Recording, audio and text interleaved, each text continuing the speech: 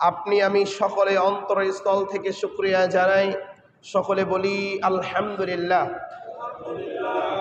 তারপরে আমার নবী, আপনার নবী, বিশ্বের নবী জনাবে মুহাম্মদ রাসূলুল্লাহ সাল্লাল্লাহু আলাইহি ওয়াসাল্লাম, তিনার প্রতি অসংখ্যবার দরুদ ও সালাম ও শান্তি বর্ষিত হোক। সকলে আবারও বলি সাল্লাল্লাহু আলাইহি ওয়াসাল্লাম। সম্মানিত মুসল্লি কেরাম, আমরা গত সপ্তাহে আলোচনা করেছিলাম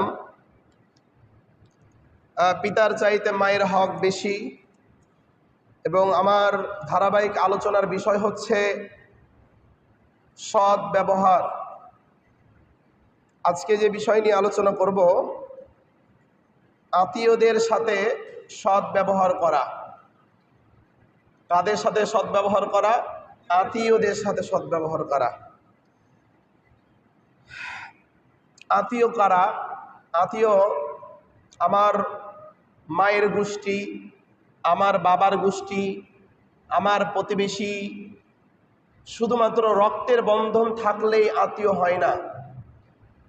একটি কথা ভালো করে মনে রাখবেন, রক্তের বন্ধন থাকলেই আত্মীয় হয় না।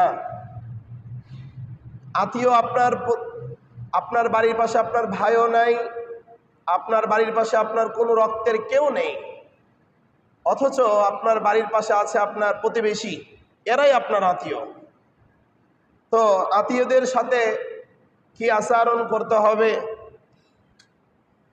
কি ব্যবহার করতে হবে, এ সম্পর্কে কিন্তু আল্লাহ রাব্বুল আলামিন আমাদেরকে শিষ্টাচার, আদব, আখলাক, চারিত্রিক চরিত্র সব কিছু শিখিয়ে দিয়েছেন। কে শিখিয়ে দিয়েছেন? আল্লাহ।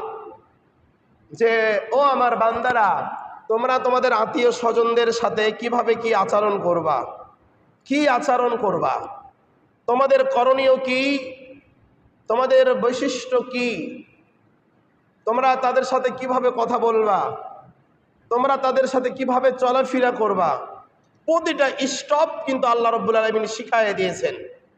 তোমার নিজের বোনের সাথে কিভাবে কথা বলবা, তোমার নিজের ভাবির সাথে কিভাবে কথা বলবা, তোমার নিজের বোনের ছেলেদের সাথে কিভাবে কথা বলবা, নারী পুরুষ, পুরুষ নারী উভয়কে আল্লাহ রাব্বুল আলামিন পবিত্র কোরআন থেকে শিক্ষা দিয়ে দিয়েছেন।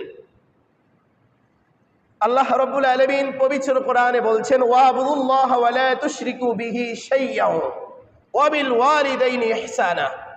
এই আয়াতটা আমরা অনেকে শুনেছি না শুনিনি? আল্লাহ বলছেন ওয়াবুদুল্লাহ ওয়া লা তুশরিকু বিহি শাইয়্যা।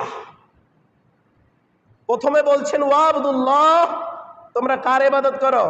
আল্লাহর। ওয়ালা ওয়ালা ওয়ালা শব্দটা কি? ওয়ালা। লা মানে না, ওয়া মানে হচ্ছে এবং। ওয়ালা তুশরিকু বিহি শাইয়্যা, এবং তোমরা আল্লাহর সাথে শিরিক করো না। কার সাথে শিরিক করো না? আল্লাহর সাথে।